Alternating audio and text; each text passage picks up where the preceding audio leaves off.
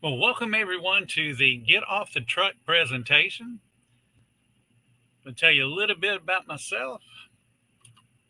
My name is Bill Moore. I am a 46-year veteran of the restaurant world. I worked for a whole bunch of different restaurant chains you see listed there. I was the guy that walked around with a clipboard and said, "You're doing this wrong and you're doing this wrong." And I was also the guy that ended up training a lot of people that were doing the things that were wrong. So it kind of came back to bite me. I also have been in the street food industry since 1981. I've had a lot of different concepts between hot dog carts and food trailers. And I've also written 4 different books on the subject. Today, we're going to be looking at a little bit about the Food Truck 201 and Get Off the Truck. So before you can get off the truck, you have to actually be on the thing to begin with, and you got to be 100% involved in that truck. So if you're just starting, this presentation is for you. If you are already operating, been open a year, 2 years, 5 years, this presentation is also for you.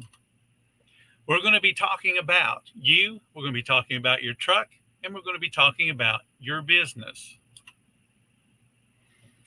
This quote is from Dave Thomas. He is the founder of Wendy's International.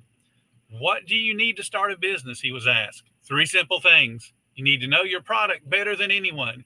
You need to know your customer better than anyone. And you have to have a burning desire to succeed. So to create that burning desire, you've got to make 4 commitments.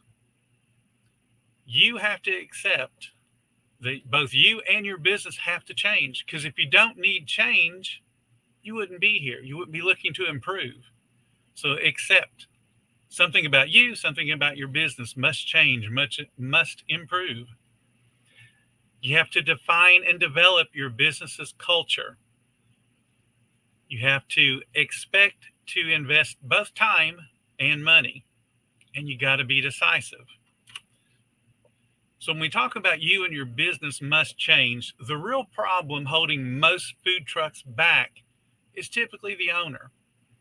If the business is not achieving the revenue and the profits that you dreamed about when you very first started, then most likely it's a lack of effective leadership. Now, what does that mean? Effective leadership. Leadership is making decisions. That's easy. Effective leadership is getting the results that you wanted when you made those decisions. So you have to accept responsibility when things aren't going the way you expected them to go. You have to develop your business's culture. Now, corporate culture refers to the benefits and the beliefs and the behaviors that determine how a company's employees and management interact with each other, and then also how they interact with people outside of the company. So you, as the owner, as the leader, have to have a no compromise leadership style. The rules are the rules. We enforce the rules irregardless of who breaks them. You can't be easy on one person because, I got to count on them, because that will come back to haunt you. You have to know your purpose. And we're not talking about your purpose is to make money. Your purpose is to feed people. Your purpose is to educate folks on different dietary needs. That's your purpose. And then the result of you achieving your purpose is you make money. You want to think in terms of behaviors. Behaviors can be taught. Then once you've figured out what behaviors you want your crew and yourself to emulate, you got to explain it, you got to train it, and then you got to live it. And when you do those 3 things in concert, things start to happen with your business. People can come as guests, can come to your food truck and go, it's the same thing that I got last week. They're acting the same way. They're the same happy, outgoing people. They want to take my order. And then, of course, your website and your social media must reflect the culture that you develop. And that's a key. You can't have your website and your social media have a whole different personality than what people see when they come to your food truck. It creates a disconnect. And when people start to have those little mental disconnections, they think something's wrong. And they may not be able to put their finger on it, but since they don't feel comfortable, they also don't come back. You need to expect to invest both time and money. The time you must invest is learning and teaching. If you learn something, you want to teach it. And then you also, when you learn something, you got to do it. It is absolutely pointless to sit and go through a seminar like this or a webinar like this. It's pointless to read my books and learn something and then not do it. Don't waste the time. So if you're being taught something, teach it to other people and then go do it. And then when you teach other people, you want to follow up. So you can make sure that they're doing things the way you taught them to do it. So it's learn and teach, do and follow up. Then, of course, you're going to have to spend some money. You're going to be investing. You're going to invest in your business. You're going to make upgrades, buy new equipment, get different equipment, get a faster bun toaster, get a bigger grill, get bigger deep fryers. And you're going to spend some money on marketing. You got to invite people to come to your business. As much as we would love to think that our food trucks and food trailers are people magnets, they are not. People got to know we exist. And the only way they know we exist is if we're spending a little bit of money doing some social media ads and then other types of marketing.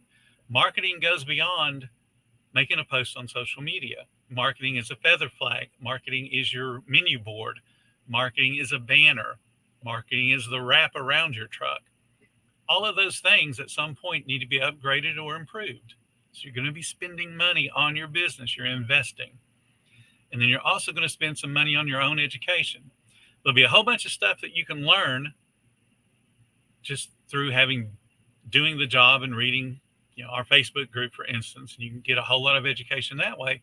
But you may have to invest money on an education that you can't get very readily through YouTube or through the internet. For example, accounting or taxes. You can learn a lot, but you really want the experts to teach you how to do it. And then you want to extend that same opportunity of learning to your staff. Give them the opportunity to take the ServSafe test. Let them see what kinds of details there are when it comes to serving food that's going to be safe for human consumption. Send them to the allergen classes. Pay for those. The more you teach your staff, the better they become for you and the more valuable of an asset they are for you.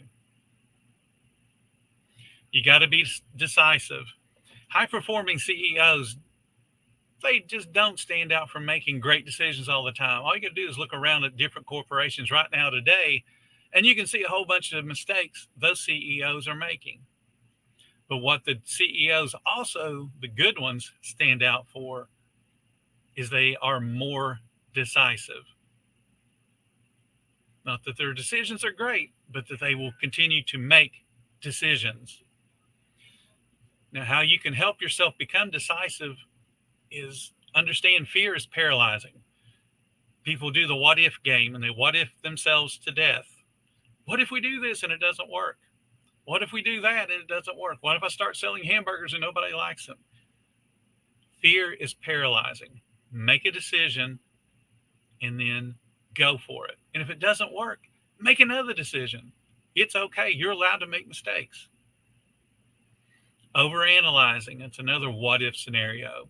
Overanalyzing is looking at your numbers, for example, going, why did we not sell as much as we did last week? What's the difference?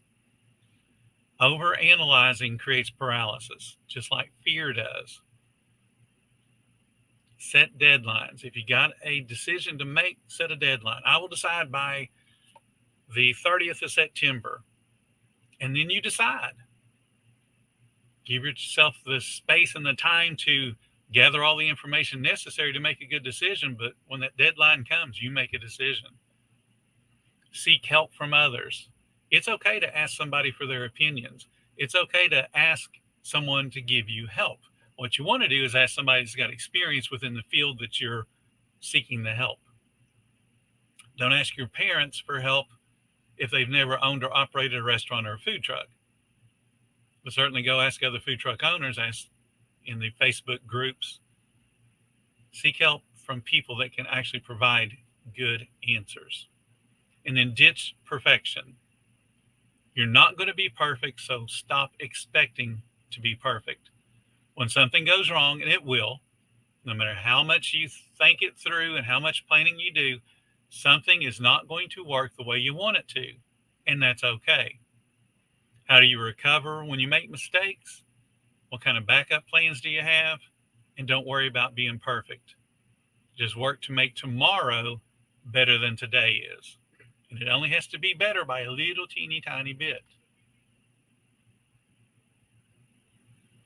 The quality of a leader is reflected in the standards that they set for themselves. That's Ray Kroc. He is, or was rather, the founder of McDonald's. So there are 4 things that go into creating your business. You may not know those 4 things, but they have specific names. There are standards, policies, procedures, and systems. And these 4 words guide your food truck. And the more action that you take towards developing each one of those 4 things, the better off your truck's going to be.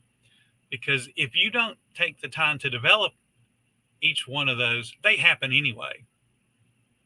Think about it. If you don't have a written procedure for how to cook a hamburger, it still is getting done on your food truck. Now, the question is it being done consistently?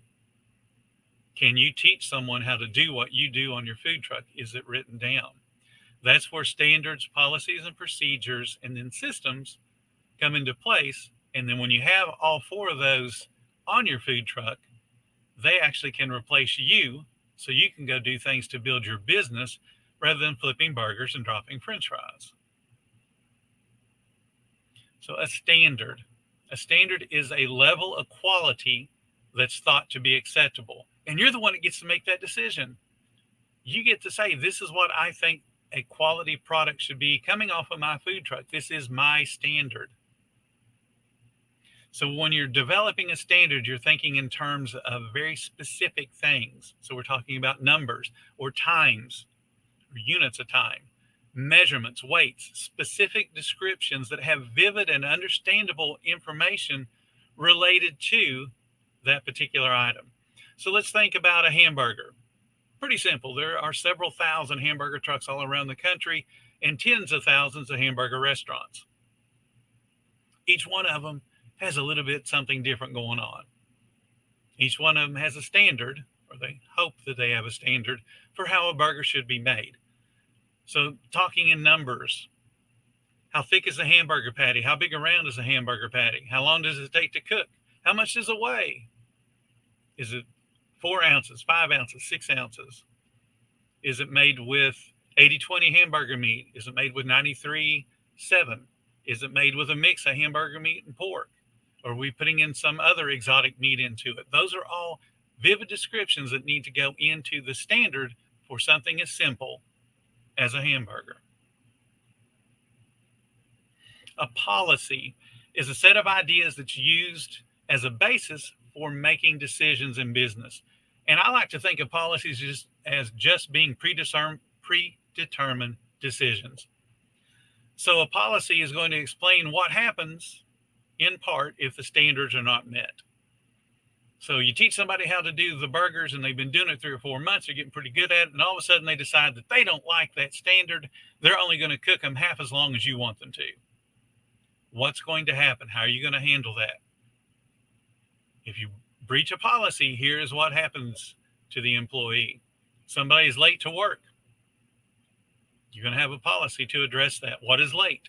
Is 1 minute late considered late, or is it 5 minutes late? What happens when they're 5 minutes late? Do they get written up? Do they get suspended?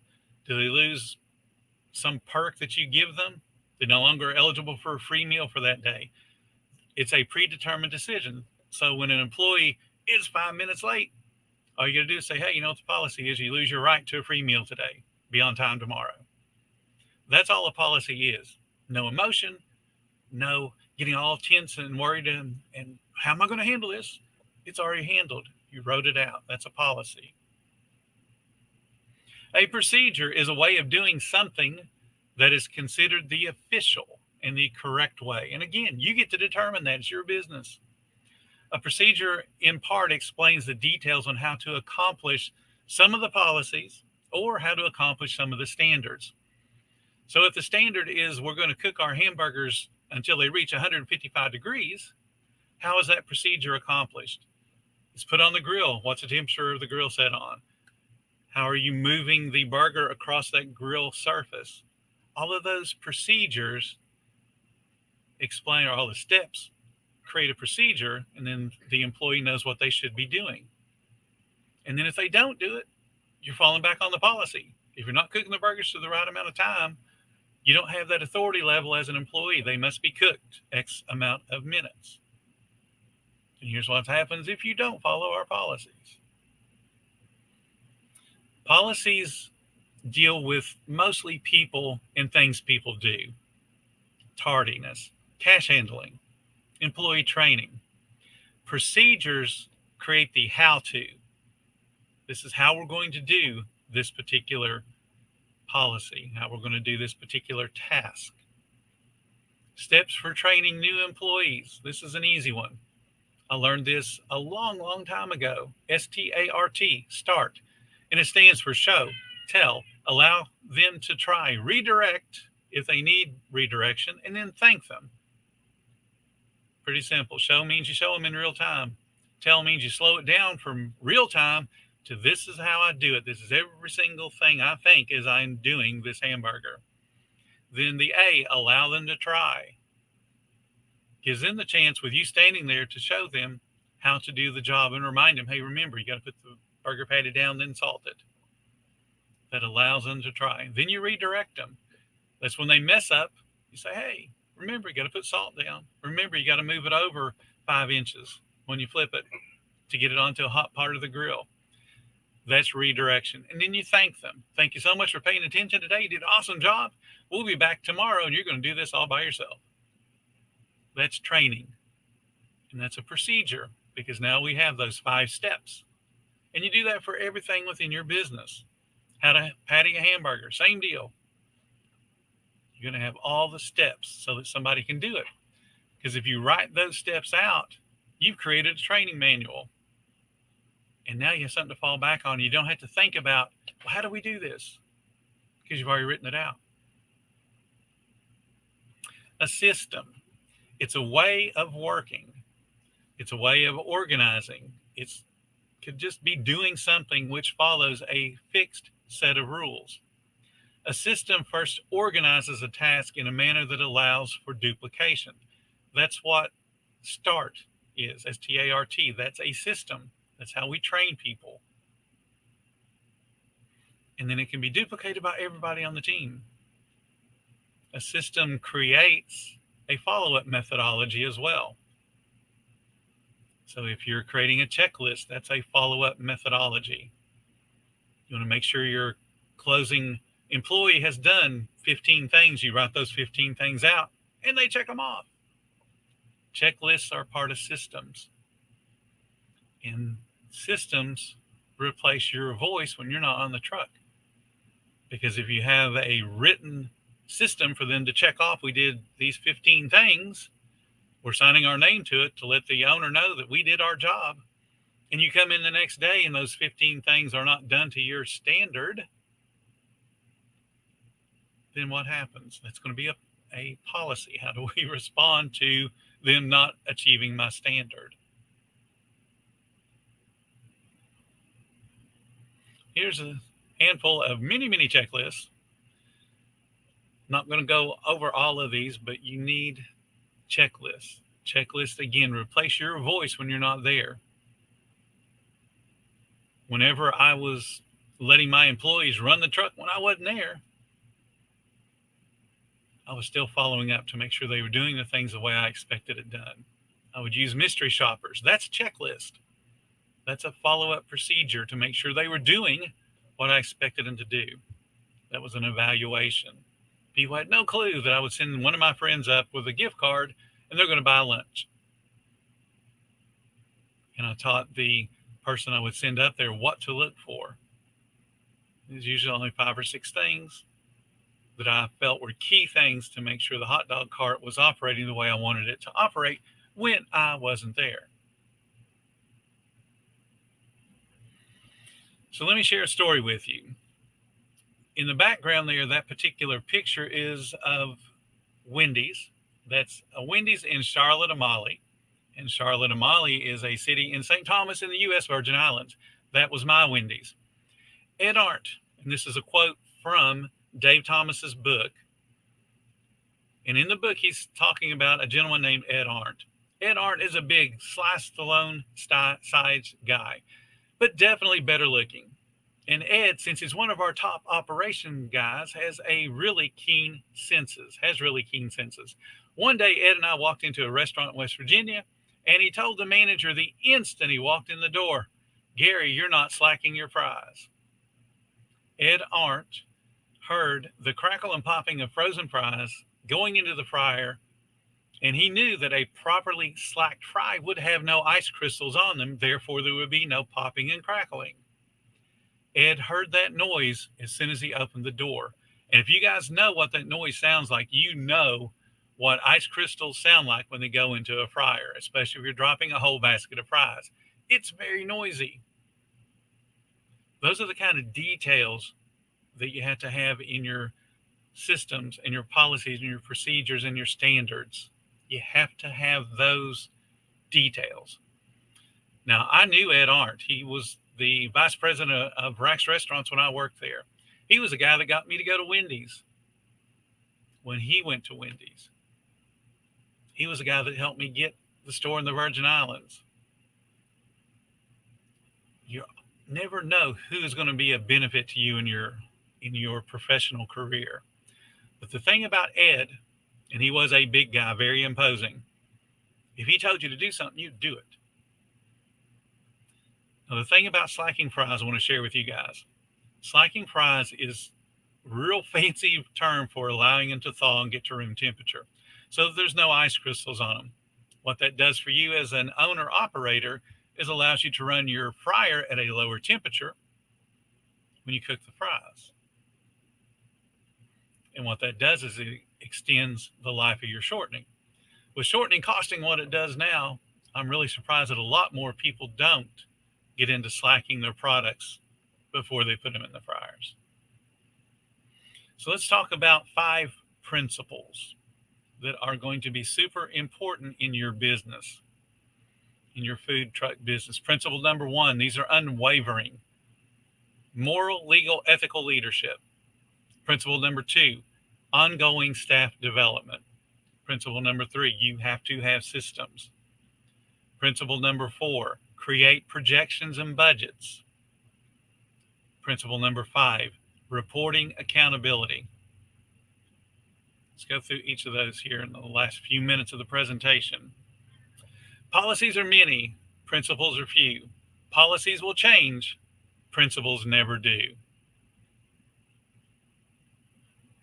Principle number 1, moral, legal, ethical leadership. I talk about this on my podcast, talk about this in my books.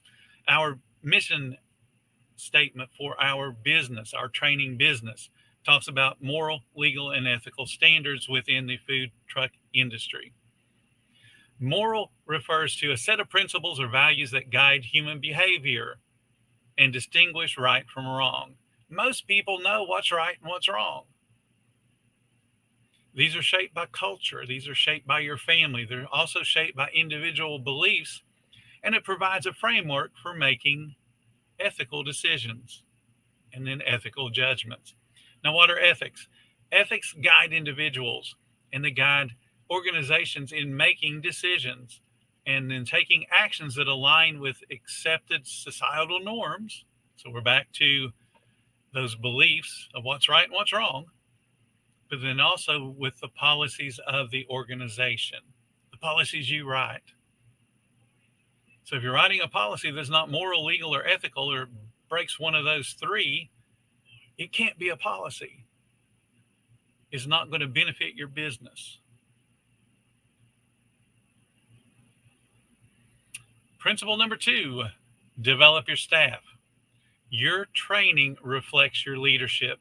Delegation is a sign of trust and respect. So you got to use it. So you develop your staff. You do that STAR, or that START that we talked about. Show, tell, allow them to try, redirect, and then thank them. That's training. But then you're delegating to them. You didn't realize that, did you? Hire an employee, you are delegating to them, whether you realize it or not. As a food truck owner, probably the first few days you were open, if you were relatively slow, you probably ran it by yourself. You did all the cashiering, you did all the cooking, you did all the expediting. But as you got busier, you had to hire someone. So you delegated part of your responsibilities as the owner to them. You hired a cashier. So you delegated part of the cashiering responsibilities, part of greeting the guests, part of doing the math for making change, part of running credit cards. You delegated that to somebody. That's a sign of trust. It's a sign of respect. But then you got to follow up and making sure they're doing it the way you wanted it to be done. You got to know what to delegate. You got to play to your employees' strengths. If you hire somebody that's bubbly and outgoing to be a cashier and decide, I would rather them be a cook, they may not be able to handle it. They may not like it. You're motivated as an owner to do everything because it's your business. You're going to be doing all the cashiering, all the cooking, all the expediting. But an employee may not have the desire to be a cook, but they might love saying, hi, welcome to the food truck. Can I take your order, please? Play to your employees' strengths. Define the desired outcome. What you want them to do. I want you to sell so many desserts. I want you to sell so many drinks. I want you to suggest to sell French fries. Provide the right resources and authority level. If you hire a cook and you say, I'm going to put you in charge of our food cost, they've got to have the authority level to be able to order food. They got to be able to understand the sales and the sales trends, and then your sales mix on how many burgers you sell, how many fries do you sell. If you don't provide them that information, they cannot succeed in the job you just gave them. And then when you do give them a job like that, you allow them to fail at first. No one's perfect when they get hired, but some people can be absolutely awesome after just a few weeks. And then you want to celebrate successes, no matter how minor, and certainly celebrate the major ones. Create systems. We talked about this, and you see how everything kind of dovetails together. It's always one area reflects another area. Every task must have a well thought out procedure. Every procedure must have a method of accountability. Inspect what you expect, and never stop inspecting. Like I said earlier, the systems act as your voice when you're not on the truck. People know that if they don't do the checklist, there's going to be a little bit said to them the next day. Principle number 4, create projections and budgets. This is something that food truck owners are sorely lacking. Actually, the next 2 principles, sorely lacking. Every expense has to have a predetermined amount with a hard ceiling. So if your cleaning supplies is a budget, and it's a budget based on a percentage, and that's what I recommend.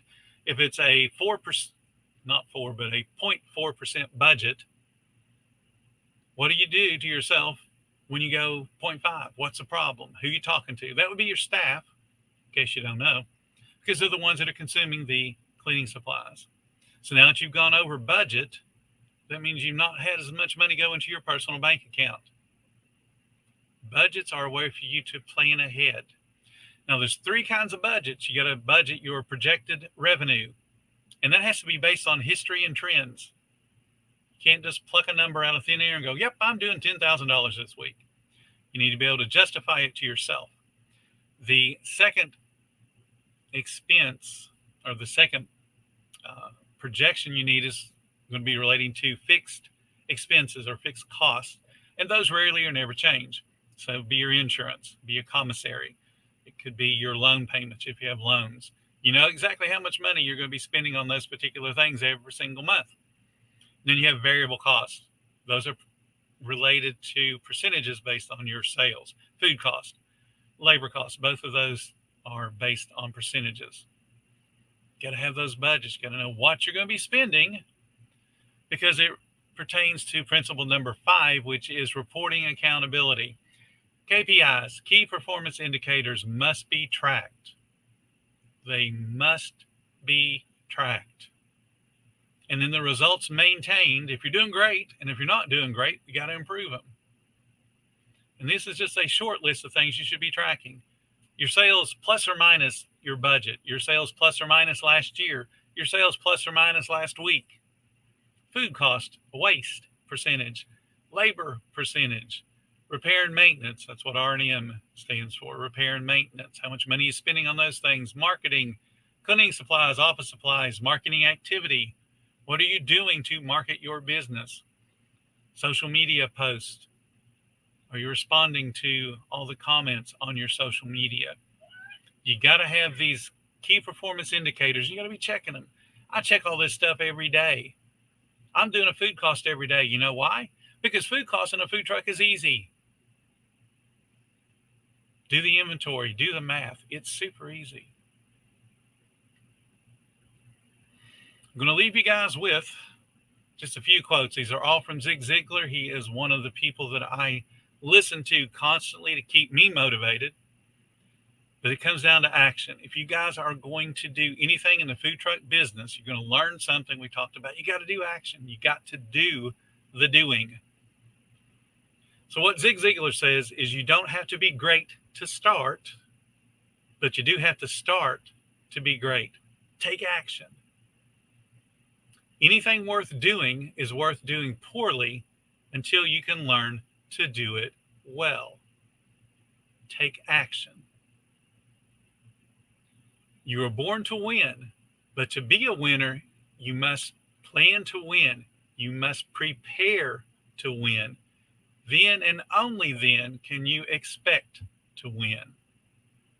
You got to take action. Don't count the things that you do the things that count. Please take action. When you're tough on yourself, life is going to be infinitely easier on you. Please, if you learned anything today, get out and put it on your truck. If you don't have a truck, I hope you are prepared to go get one. We're here to help you. We want to help you succeed. That's what our whole Facebook group is all about. Thank you guys so much for participating today, and I hope to see you all again really soon.